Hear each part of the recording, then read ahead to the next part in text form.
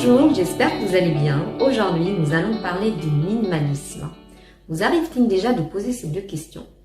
Comment être heureux et s'épanouir au quotidien, aussi bien dans la vie privée que dans la vie professionnelle? Et comment réduire mon empreinte carbone au quotidien? Nous vivons dans une époque où chacun cherche à s'affirmer tel qu'il est, et la définition de la beauté même ne réside plus dans l'apparence, mais dans ce que nous sommes réellement et dans nos actions. Nous ne voulons plus de compromis entre notre bien-être et celle de la Terre. Comment être heureux et réduire mon empreinte carbone au quotidien étaient les deux questions que je m'étais posées il y a bien quelques années. Et j'ai trouvé mes réponses grâce au minimalisme. C'est Sœur Naron, formatrice et consultante dans la création des produits de cosmétiques qui parle. Vous vous demandez certainement quel est le rapport entre le thème de cette vidéo et les produits de cosmétiques. Vous allez comprendre à la fin de la vidéo. Le minimalisme trouve son origine au milieu des années 60 aux États-Unis. À travers des expressions artistiques au style sobre et épuré, aujourd'hui face à la surconsommation, de plus en plus de personnes ont fait du minimalisme un nouveau mode de vie. Sa philosophie consiste à ne consommer que ce qui est essentiel pour soi.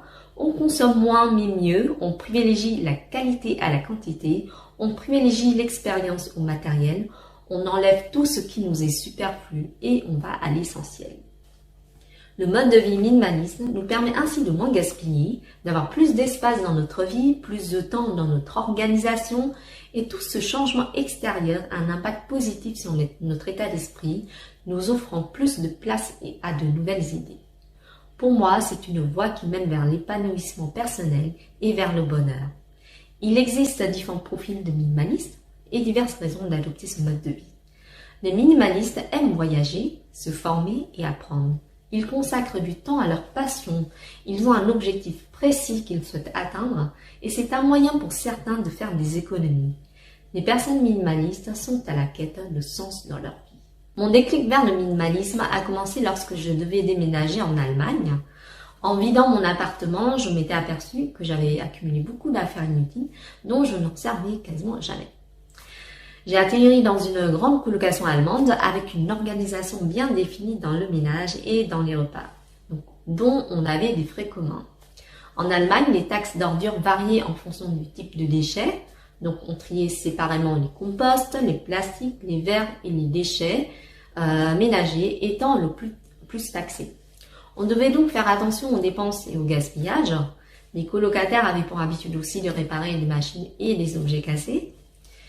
Les Allemands utilisaient très peu de couverts jetables lors des festivités. Par exemple, on devait rapporter des gobelets au stand pour récupérer l'argent qu'on avait avancé lors de l'achat de la boisson.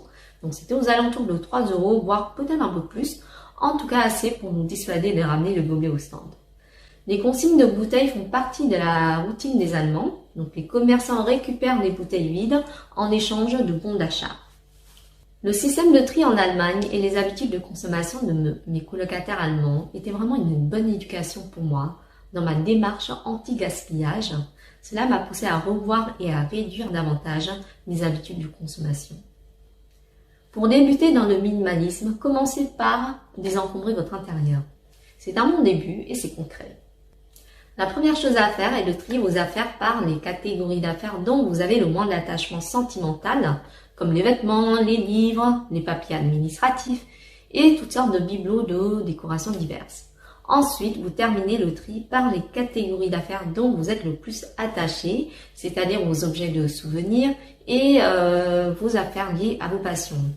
Rassemblez les affaires de chaque catégorie ensemble et commencez à bien séparer les affaires à jeter de celles à donner ou à vendre et de celles à garder. Ne gardez que les affaires les plus utiles, celles qui vous procurent du bien et du bonheur. Les affaires abîmées et non réparables sont à jeter. Les affaires en bon état sont à donner ou à vendre. Essayez de dématérialiser au maximum vos papiers administratifs. Une fois que cette phase de tri est faite, vous allez peut-être vous apercevoir que certains meubles deviennent inutiles. Le fait d'avoir moins d'affaires et moins de meubles vont créer plus d'espace dans votre intérieur. C'est un gain de temps pour le ménage. Vous allez visuellement avoir une sensation de mieux respirer et d'avoir plus d'espace dans votre vie. c'est un impact psychologique très positif sur notre état d'esprit. On va pouvoir se recentrer sur ce qui nous est vraiment essentiel. Je vous conseille de faire aussi le tri et le désencombrement dans votre bureau. Le fait d'avoir un bureau dégagé instaure une ambiance d'accueil et propice aux échanges avec votre interlocuteur. La communication est bien plus qualitative. Désencombrer son intérieur est une étape pour se lancer dans le minimalisme. Pour maintenir ce mode de vie de manière durable, c'est avant tout un état d'esprit qu'il faut aimer et développer. Pour aller plus loin, je vous recommande de lire 3 livres qui sont plutôt complémentaires pour moi, notamment La magie du rangement de Marie Kondo, qui est plus axée sur le rangement, L'essentiel et rien d'autre de Fumio Sasaki, qui aborde le minimalisme de manière pragmatique, et L'art de la simplicité de Dominique Leroux, qui est plus axé sur l'art de vivre minimaliste. Depuis que je me suis mise au minimalisme, je vois les choses avec beaucoup plus de simplicité et de sérénité. C'est important dans mon métier de consultante et dans la création des formations, notamment pour imaginer des scénarios, des exercices et des jeux de rôle. La semaine prochaine, je vais vous parler de concepts produits et précisément le concept Less is More. Je vous donnerai quelques pistes et des inspirations pour penser une gamme de produits cosmétiques minimalistes. Vous comprenez maintenant le lien entre le thème de cette vidéo et celle de la semaine prochaine. N'hésitez pas à liker, voire à partager si vous avez aimé la vidéo. Je vous invite à rejoindre mon réseau LinkedIn, Facebook et Instagram et aller sur mon site internet si vous voulez découvrir mes formations et d'autres prestations de services que je propose dans le domaine de la cosmétique. Sur ce, je vous dis à bientôt et prenez soin de vous.